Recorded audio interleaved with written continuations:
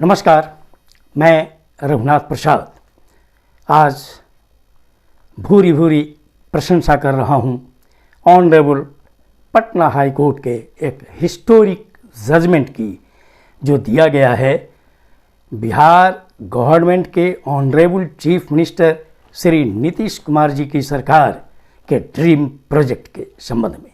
वर्ष 2019 से मुख्यमंत्री जी लगे हुए थे कि बिहार में कास्ट सर्वे हो, सोशियो इकोनॉमिक पोजीशन हर कास्ट का, हर परिवार का जाना जाए।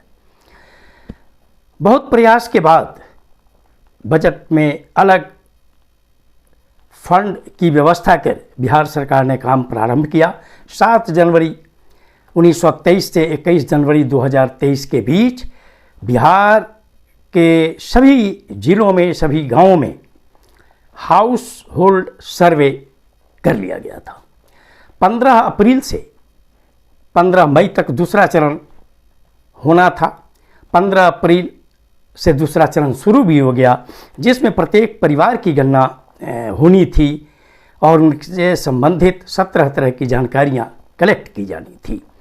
वो काम लगभग 80% पूरा भी हो गया था, लेकिन कई याचिकाकर्ताओं ने ऑनरेबल पटना हाई कोर्ट से लेकर ऑनरेबल सुप्रीम कोर्ट तक आपाधापी की थी। कई याचिकाएं दाखिल हुई थीं और विभिन्न तरह के तर्क दिए गए थे कि ये नहीं होना चाहिए, राज्य सरकार को ये अधिकार भी नहीं है, ये कास्ट सेंसस सिर्फ भारत सरकार करा सकती है। जबकि सच्चाई यह थी कि यह कास्ट सेंसस था ही नहीं, ये तो कास्ट सर्वे। लेकिन जो स्थिति आई, ऑनरेबल पटना हाई कोर्ट ने 4 मई को इंटरिम स्टे लगा दिया, जिसके कारण 80% काम पूरा होने के बाद भी काम रुक गया।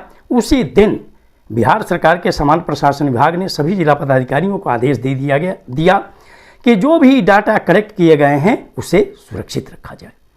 और फिर बिहार सरकार ऑनरेबल सुप्रीम कोर्ट गई।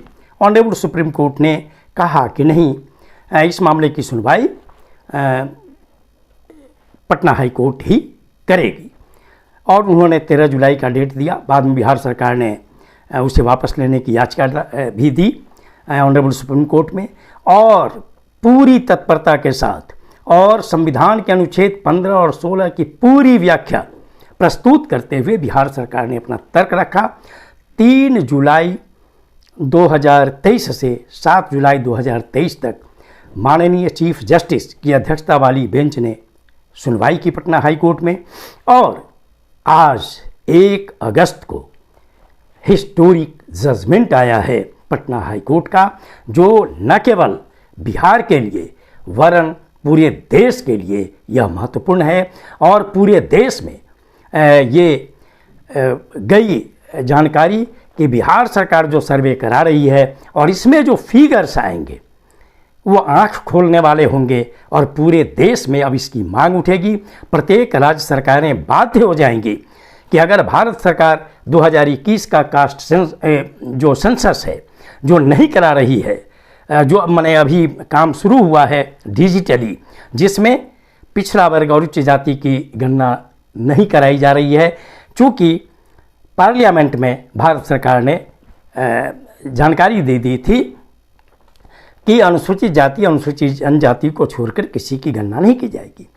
खैर, अब तो बिहार सरकार अब ये सर्वे कराएगी। ऑनरेबल पटना हाई कोर्ट के वर्डिक्ट के आलोक में 10 दिन का काम बचा हुआ है और ये डाटा अपलोड किए जाएंगे। सोशियो इकोनॉमिक फिगर रिप्रेजेंटेशन की जब स्थिति सब पता लग जाएगी, तब लगेगा कि किस जाति के लिए, किस कैटेगरी के लिए बिहार सरकार को कितना करना चाहिए। और अब बिहार सरकार मजबूती से अपने यहाँ के वैसे लोग, वैसी जातियाँ, वैसी कैटेगरी जो पीछे रह गई, जिनके कल्याण के लिए ज़रूरी है, उनके विकास के लिए ज़रूरी है, उनकी शिक्षा के लिए ज़रूरी है और उनको रोज़गार देने के लिए ज़रूरी है, आवश्यक कदम उठाएगी, आवश्यक योजनाएं बनाएंगी और अपने तर्कों से भारत सरकार को भी पूरे डाटा के साथ अपना पक्ष रखेगी कि उनकी भलाई के लिए योजनाओं के लिए पैसे दिए जाएं।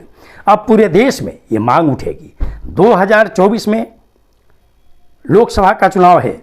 अब चाहे वो एनडीए हो या इंडिया हो, सारे दल अब ये चाहेंगे कि जब बिहार सरकार का सर्वे करा रही है तो निश्चित तौर पर सभी राज्य सरकारें अपने खर्च पर यह कराएं यदि भारत सरकार एग्री नहीं करती है। दुखद बात यह है कि जब 1931 में सभी जातियों की गणना हुई थी, उसके बाद भी जब अनुसूचित जाति, अनुसूचित जनजाति की गणना हो रही है, सभी धर्म की गणना हो रही है, धर्म की गिनती हो रही है कि हिंदू कितने हैं, मुसलमान कितने हैं, सिख कितने हैं, ईसाई कितने हैं, पारसी कितने हैं, बौद्ध कितने हैं, जैन कितने हैं।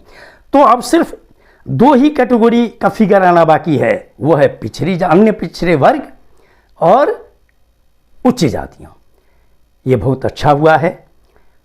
ऑनरेबल पटना हाई कोर्ट का यह जजमेंट निश्चित तौर पर पूरे देश के लिए एक बहुत बड़ी चीज़ लाई है और सभी राज्य सरकारें इसके लिए आगे बढ़ेंगी और एनडीए और इंडिया को निश्चित तौर पर इलेक्शन मैनिफेस्टो में इस बात को डालने की ज़रूरत महसूस होगी ताकि जनता में किसी भी तरह का भ्रम नहीं रहे। सारी जनता को यह जानकारी होनी चाहिए कि कौन सी जाति पिछड़ गई है, कौन सी जाति को आगे बढ़ाने की ज़रूरत है, चाहे उनके नौकरी का सवाल हो, उनकी शिक्षा का सवाल हो, उनके स्वास्थ्य का सवाल हो।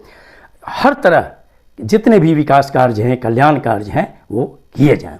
मैं अंत में माननीय मुख्यमंत्री बिहार श्री नीतीश कुमार जी और माननीय उप मुख्यमंत्री श्री तेजस्वी प्रसाद यादव जी को साधुवाद देना चाहूँगा कि उन लोगों ने एक लकीर खींची है जो पूरे देश के लिए एक मार्गदर्शक सिद्धांत के रूप में काम करेगा। और श्री नीतीश कुमार जी चूँकि विपक्षी दलों को एकजुट करने के लिए बहुत प्रयासरत हैं, अब उनके लिए भी, उन पर भी एक जिम्मेवारी आएगी कि इंडिया की जो अगली बैठक होने जा रही है 25 और 26 अगस्त को मुंबई में, उसमें कास्ट सर्वे को, कास्ट सेंसस को निश्चित तौर पर इलेक्शन मैनिफेस्टो में डालने का प्रस्ताव वहाँ पारित वो कराएं, ये उन पर जवाबदेही।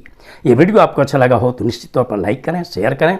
अब तक मेरे चैनल को आपने सब्सक्राइब नहीं किया तो सब्सक्राइब करें, बेल आइकन को बस टच करें ताकि मेरे हर आने वाले वीडियो का नोटिफिकेशन आपको तुरंत मिल जाए। आप सभी लोगों के लिए शुभकामनाएं। धन्यवाद। जय हिंद।